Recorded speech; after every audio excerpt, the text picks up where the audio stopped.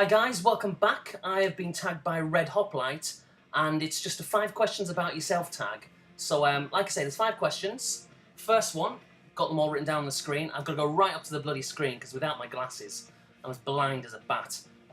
So question number 1, how long have you been gaming for? 25 years. I've been gaming for 25 years. I got my first computer, which was an Amstrad, in 1986. So, yeah, Christmas 86, it's a long time. It's 25 years for that one. Question number 2, how long have you been collecting video games for? And I put retro in brackets. I think that's because when you first asked the question, I think you said, how long have you been collecting retro games for? And then when you asked it again, how long have you been collecting games for? So it's kind of like 2 different questions.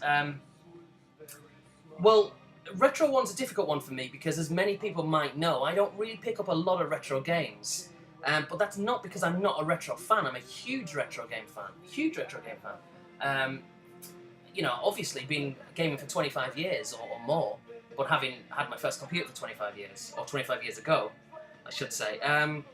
But the reason, I mean, I think I've touched upon this before, but if not, I'll touch upon it again.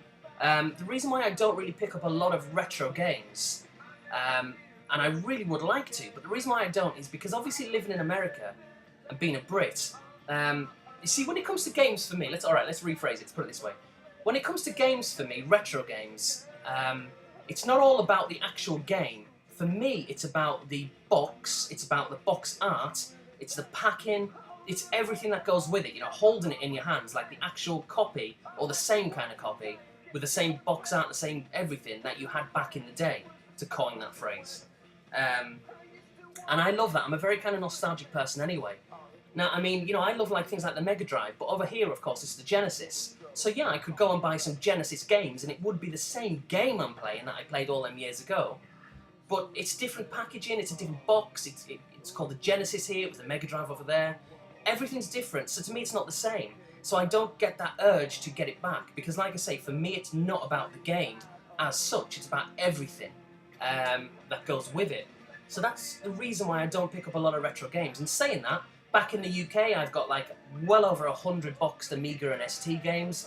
I've got around about 200 boxed PlayStation 1 games. I've got boxed Dreamcast games, all PAL. I'm not getting them sent here because I just think it'll cost too much money. And not just that, but I don't know how long we're going to be living here. You know, I may get itchy feet, and I may want us to move back in next year, 10 years, 20 years, I don't know. So the way I'm looking at it is, I'm not really picking up that many retro titles.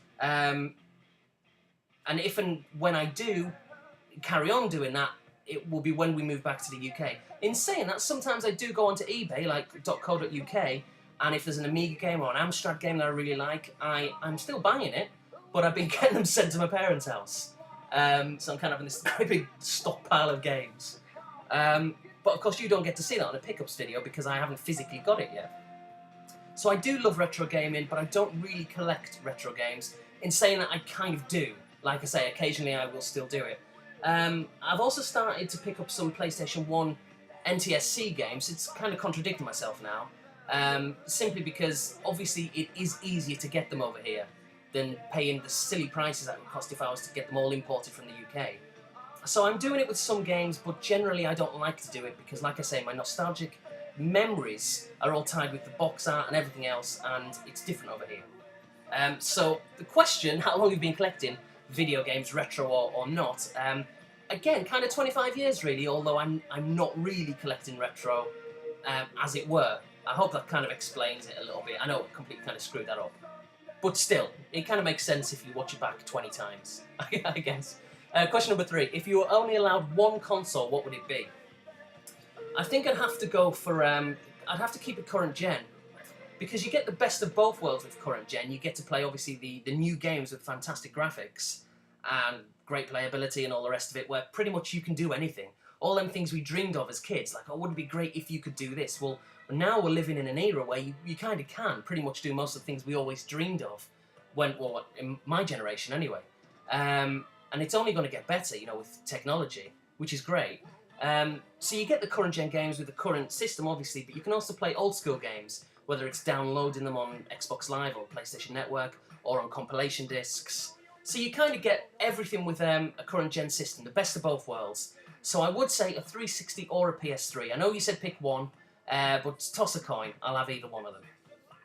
Question number 4. What one game keeps you coming back for more every single year? Really, I'm going to have to say something. It's going to have to be Tetris, I imagine. Tetris in any form, whether it's called something else or any game basically, which involves then blocks coming down the screen and putting them into shapes to clear lines and stuff. That's just so addictive for me. So I'm going to have to say Tetris. It's just the greatest game. And in some form, whether it's on the Mac or a console or the PC or whatever it is, in some form I'm playing it pretty much every week at least. I'm always playing Tetris. I absolutely love it. It's a hugely addictive game. And it's great for the brain as well, to keep you mentally kind of active, which is important. So I will say Tetris. And question number 5, last but not least, it's been a pretty quick thread for me, or topic I should say. Friendly challenge? Oh yeah, I haven't written down the question, but essentially it's like a friendly challenge. What one game would you do, or could we do as a community, so that we can get high scores and all that kind of stuff? Well, there's millions of games to choose from, obviously, but let's see, I'll say something like, it's highly unoriginal, I'll say Call of Duty, and what we could do, throwing it out there, we could get like 5, 10, whatever it may be, people in a private lobby, and then that way we're not, pitching up with these idiots, like swearing and being abusive in their headset. And we can just have a laugh. It can be fun, it can be relaxed, we can just have private matches. And yeah, I think that would be kind of cool, just to take it online, but with people that we know on YouTube. And if you want to use a headset, you can, and if you don't want to use a headset, no problem, you don't have to. But I think that might be good, getting 10 people or more in a lobby for the PlayStation 3 or the 360, and we can just have a laugh, I guess, with like-minded kind of mature people.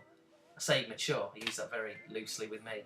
But yes, that's what I'd say. So there's my 5 answers, mate. Hope you're happy with them. What I'm going to do, I'm going to put a link to RedH0plite's channel underneath, or maybe his last video. Either way, check it out. He's a good guy.